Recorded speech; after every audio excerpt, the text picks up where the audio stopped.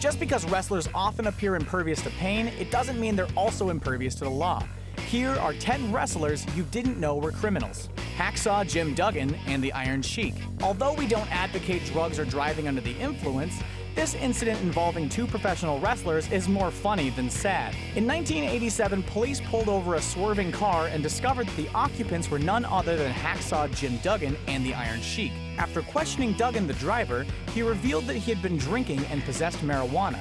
And Sheik also volunteered that he had some cocaine on his person. Considering the fact that wrestlers' real lives were closely guarded secrets back then, finding the 2 of them hanging out and doing drugs together was an especially odd situation, especially since they happened to be feuding at the time. William Regal. In the late 90s, during his hard-drinking WCW days, William Regal boarded a flight from Tokyo to Detroit, and the next thing he remembered was waking up in a jail cell in Anchorage, Alaska. Regal was taken to court convinced there had been some sort of mistake, and then his charge was read aloud: urinating on a flight attendant. Apparently, according to Regal's autobiography, he had got up during the flight to relieve himself but failed to close the lavatory door all the way.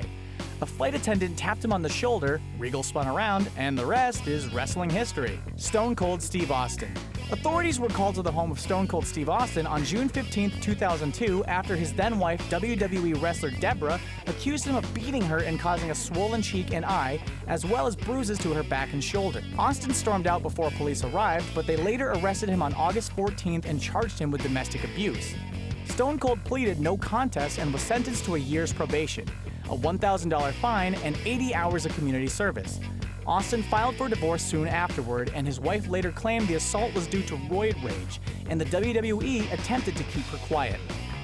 The Hardy Boys. The Hardy Boys' struggles with drug addiction and subsequent rehab stints have been well documented, but many fans forget that Jeff Hardy was also arrested in September of 2009 for trafficking pills and the possession of steroids. He was eventually sentenced to 10 days in jail, 30 months of probation, and a $100,000 fine. As for Matt, he was arrested for a DUI in 2011 that got him booted from TNA, and also in 2014 after brawling with his wife, wrestler Rebby Sky, at a Virginia motel. Both husband and wife were arrested for assault and battery but remain together to this day.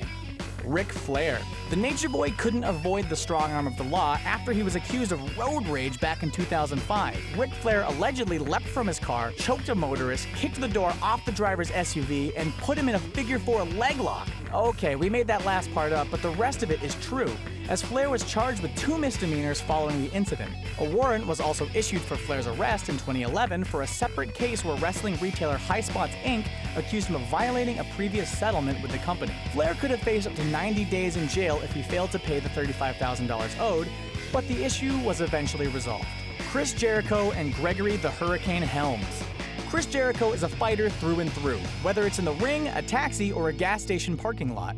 Back in 2010, police were called to a Shell station in Fort Mitchell, Kentucky after a 5 a.m. 911 call alerted them to 2 men brawling in a cab. When they arrived, the cops found both Jericho and fellow wrestler Gregory the Hurricane Helms to be extremely intoxicated and apprehended them both for public drunkenness.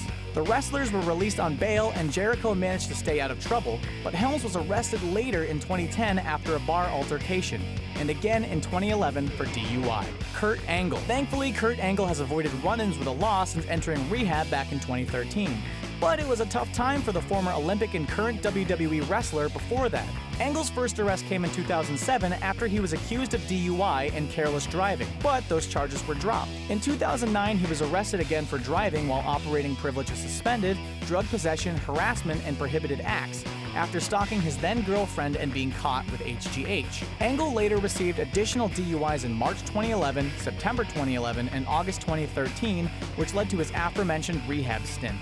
Scott Hall. Scott Hall has been arrested at least 5 times, and almost every incident involved alcohol. He received a second-degree murder charge connected to a 1983 shooting outside of an Orlando nightclub, but it was later dismissed as self-defense. Hall also allegedly groped a Louisiana woman in 1998, attacked comedian Jimmy Graham at a 2008 roast of the Iron Sheik, was a drunken nuisance at a Florida bar in 2010, and choked his then-girlfriend Lisa Howell during a 2012 domestic disturbance. Scott Hall has thankfully been attempting sobriety lately, albeit albeit with mixed results, as evidenced by a 2016 argument at the bar of an Atlanta airport TGI Fridays. Sunny.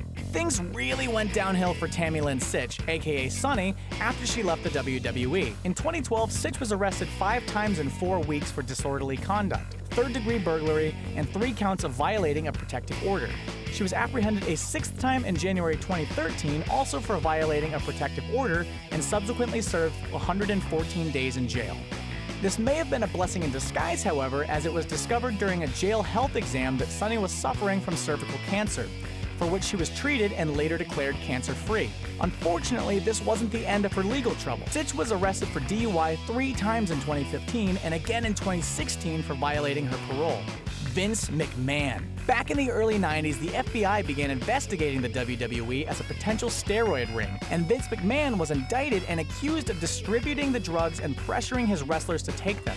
Wrestler Kevin Wachholtz, better known as Nails, testified against him, but his credibility was questioned as he admittedly hated his former boss and previously assaulted him. McMahon was ultimately freed after Hulk Hogan took the stand and swore Vince never gave, sold, or suggested steroids be used. If convicted, McMahon could have faced 11 years behind bars and a fine exceeding $2 million. Did we miss any notable wrestler arrests? Let us know in the comments and be sure to like and share this video. For more wrestling stories, follow TheSportster on YouTube.